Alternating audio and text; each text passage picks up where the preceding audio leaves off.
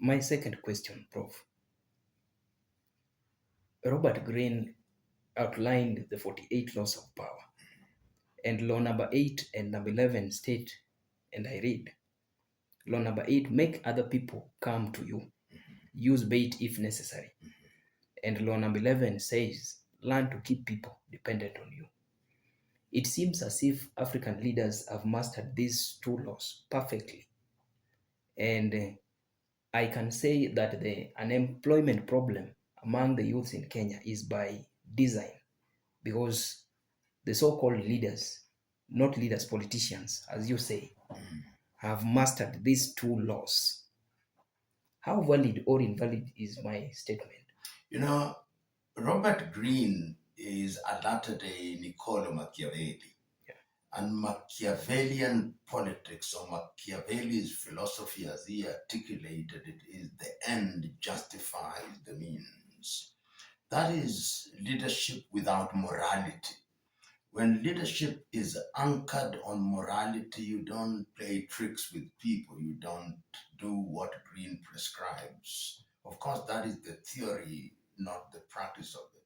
But you are right in saying that your typical African politician, and particularly of the Kenyan kind, has now mastered the art of making the people poorer and poorer. And when you make people poorer and poorer, you make them more and more desperate, and you then become a demigod. To use Chinua Achebe's words, you now hold the knife and the yam, and you give them little bits so that they keep coming back to you.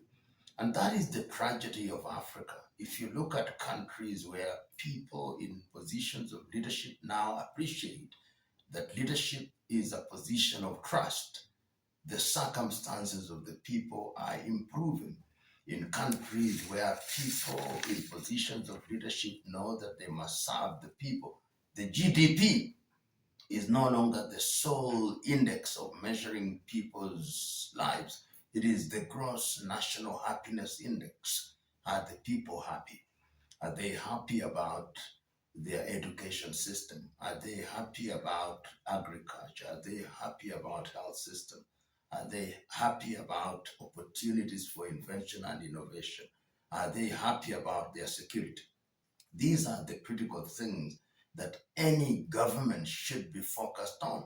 And I always remember these words in the American Declaration of Independence when it meant something to those who wrote them, that they held certain truths to be self-evident, that all men are born equal, that they are endowed by their creator with certain unalienable rights, that among those are life, liberty, and the pursuit of happiness. And that it is for those reasons that governments are instituted amongst men to help midwife those things. That is the purpose of government. And if you go to governance in African systems, whether they were feudal or they were not feudal, there was the desire to create an environment where people were kept in a position of dignity. Unfortunately, in many African countries, that is no longer the case.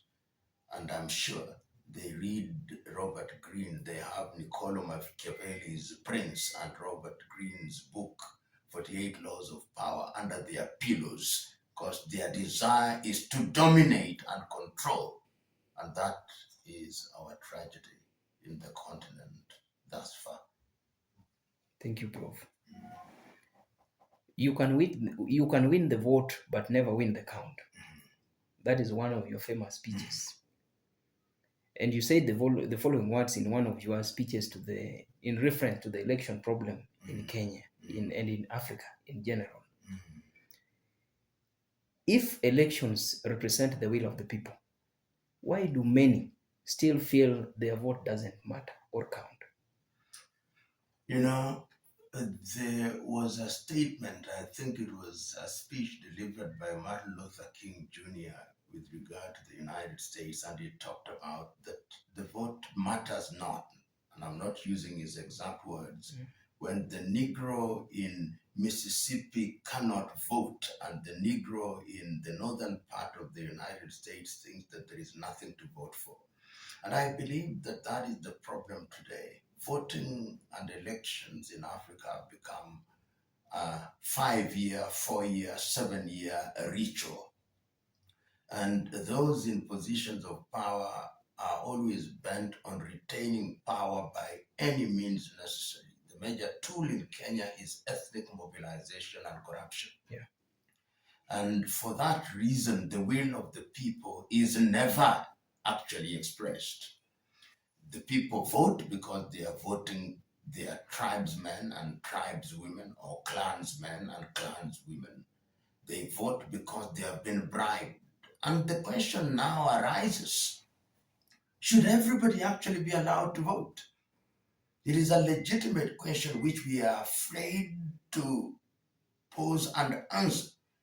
Because when the Greeks said that there are three categories of individuals in a society, namely tribalists, idiots, and citizens, the question is, should tribalists and idiots be allowed to vote? And who is a tribalist? A tribalist is one who believes that it's only people from their community who ought to occupy positions of influence in that narrow definition. And who is an idiot? An idiot is the one who doesn't care. He thinks that whatever happens, he doesn't care. He or she doesn't care. A citizen is a responsible individual who cares about his or her country yesterday, today, and tomorrow. Perhaps that is the only individual who should be allowed to vote.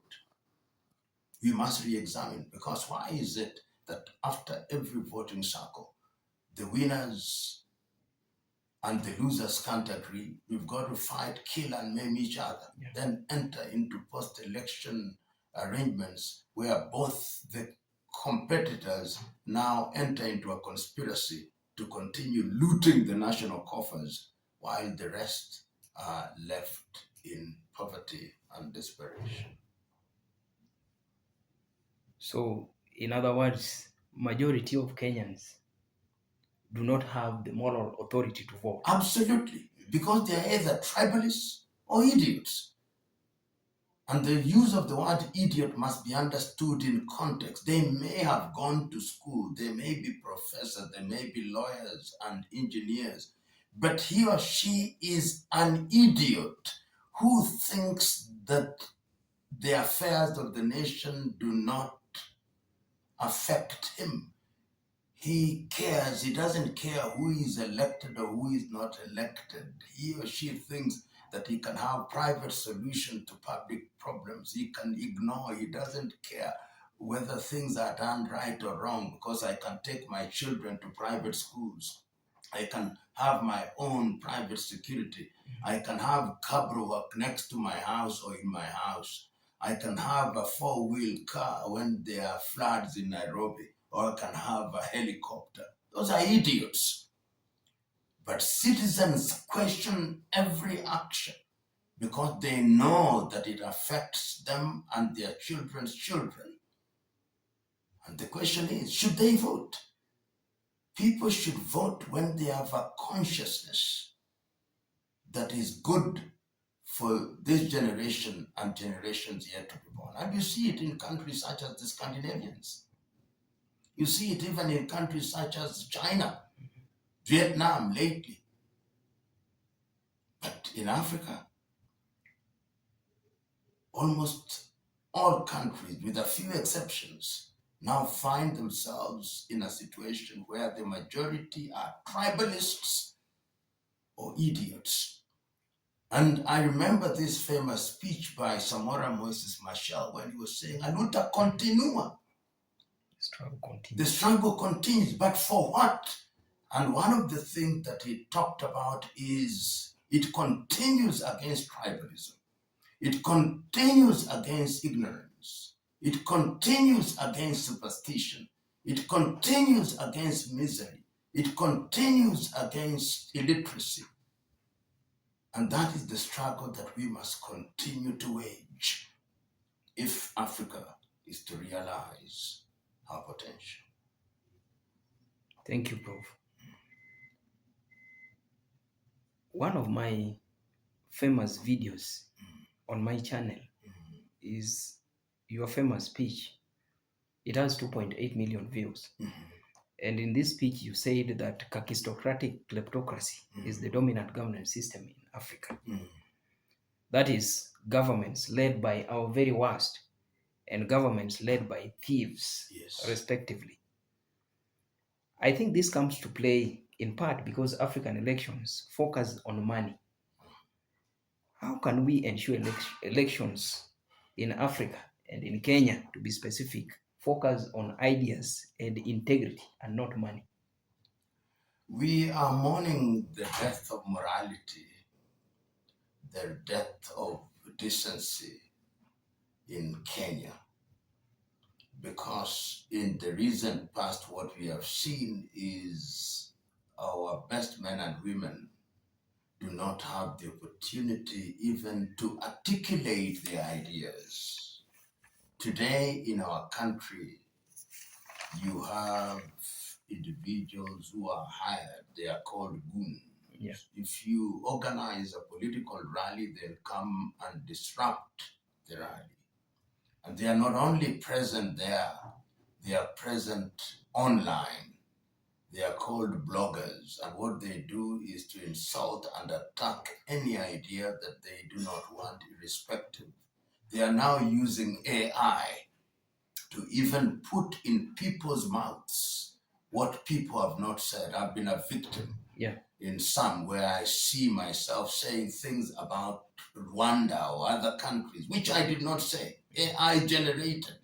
Those are the levels to which we have been reduced, so that there is no valid competition of ideas competing against each other, with the better one prevailing over the poorer one, and everybody accepting that after all is said and done, we are all working for the same country, for the same society. It is not going to be easy. I used to belong to an organization called Moral Rearmament. We must morally rearm. We must rearm in every sector. Look at the church.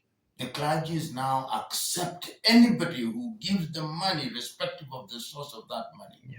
And at the end of it all, they say hallelujah and amen. The church must morally rearm. The mosques must morally rearm. The temples must morally rearm. The people must morally rearm. The politicians must be called to do the right things. Today, look at those who are cheered by the crowd, those who dance on stage, those who use vulgar language. Those are the ones who are embraced and cheered.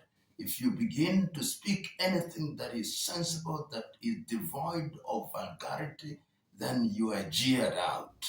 It is cheers for the vulgar and jeers for the decent.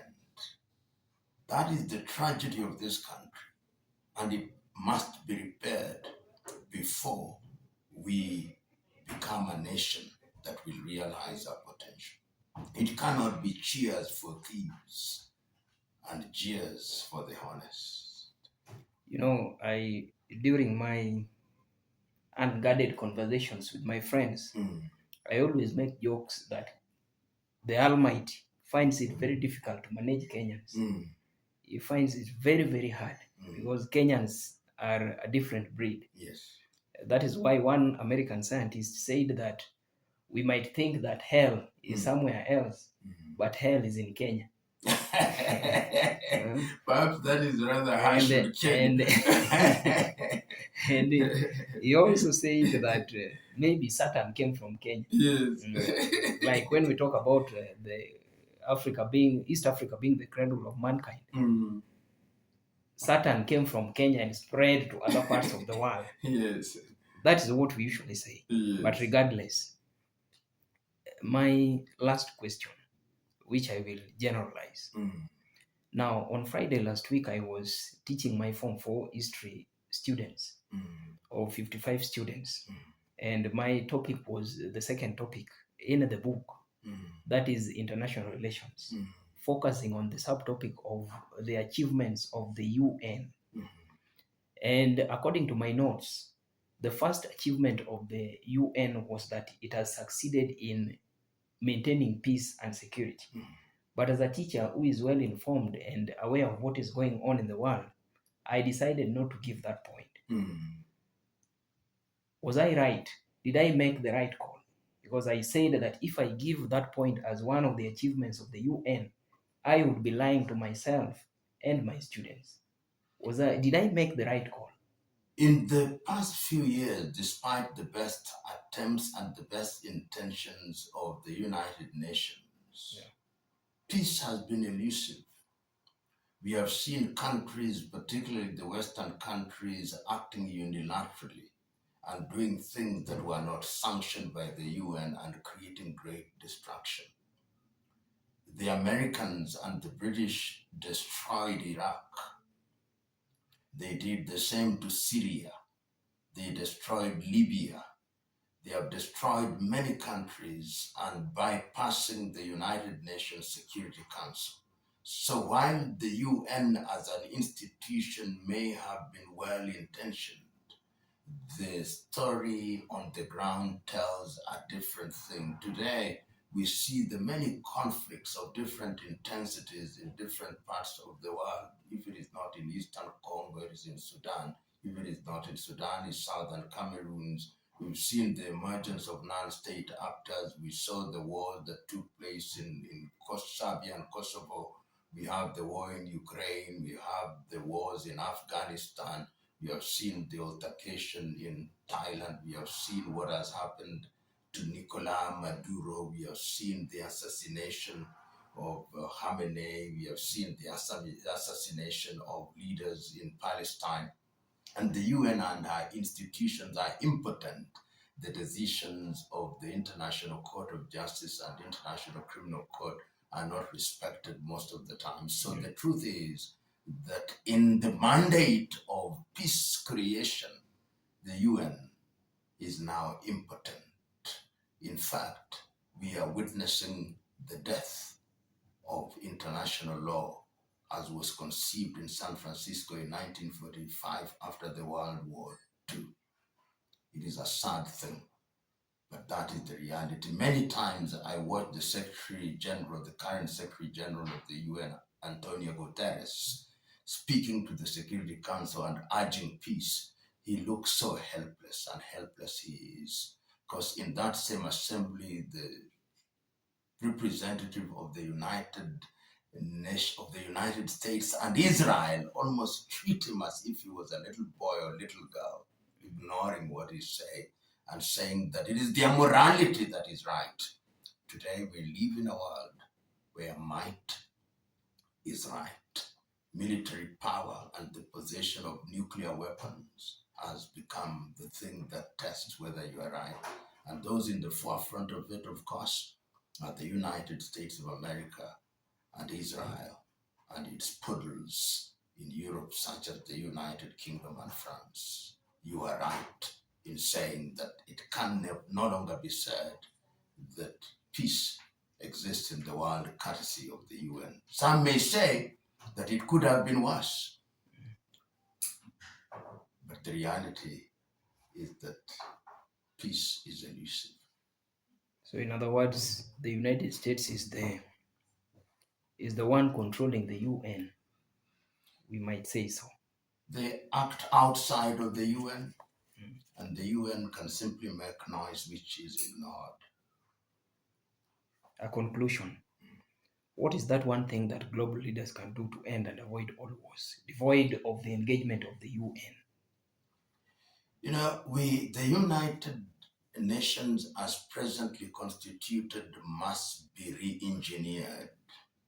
And I believe the time is now to rethink of a different structure and architecture of the UN. Because if we don't, it will degenerate. And it would appear to me that that is the history of multilateral organization. The League of Nations, created at the end of the First World War, had to be re-engineered to become the UN after the Second World War. Perhaps now is the time. And I hope that those who will be in the forefront of doing this would be the Global South. And I hope that on the backs of the back of an organization such as the BRICS, a new world order and a new dispensation will emerge so that the conceptual West is put in its right place. I saw the Secretary of State of the United States of America, Mr. Rubio, speaking at the Munich security meeting. And he was literally saying that the time is now for Europe and America to recolonize the world. Those were his words. Because when he says you take care and protect Western civilization, and you want to dictate who is a leader in different countries, you are saying we want to be the new colonialists. That is the state in which they are. It is sad and painful at once. So, Prof, I want to say thank you. But just one thing. We said that the key to education is lost. Yes. One word for... We will find it. We must find it. We must decolonize our education system, because education is the single thing that equalizes people. Yeah. So the voices of reason, those who love this country, must always do something to ensure that there is change. I personally play my part. Every so often, there is not any sector that I do not write letters to people who are in positions of authority, whether it's the president, whether it's ministers, whether it's the attorney general, whether it's the chief justice, because I consider that I have a civic duty to ensure that I play my part. All of us have a duty to play their part if our country is to be salvaged. And education is a critical area which we cannot abandon. We pray that we will find the key. Yes, indeed. And apart from prayers, it is always said that we must act. Of course. Yeah. Prayers without action is superstition. Is dead. Indeed. So thank you, Prof. Thank you. For these ones, I will leave them to you. Okay. Yeah. Thank you very much, and I wish you the very best. A final word to Africans. We Africans have a duty to rise up and regain our position as a people. The critical thing is that Africa continues to suffer because we do not have faith and belief in ourselves. The time is now to believe that we can, and to believe that we can do the things that can lift the continent of Africa. We have an obligation. That obligation enjoins all of us to play their part. Play your part. Thank you. And do so positively. Thank you.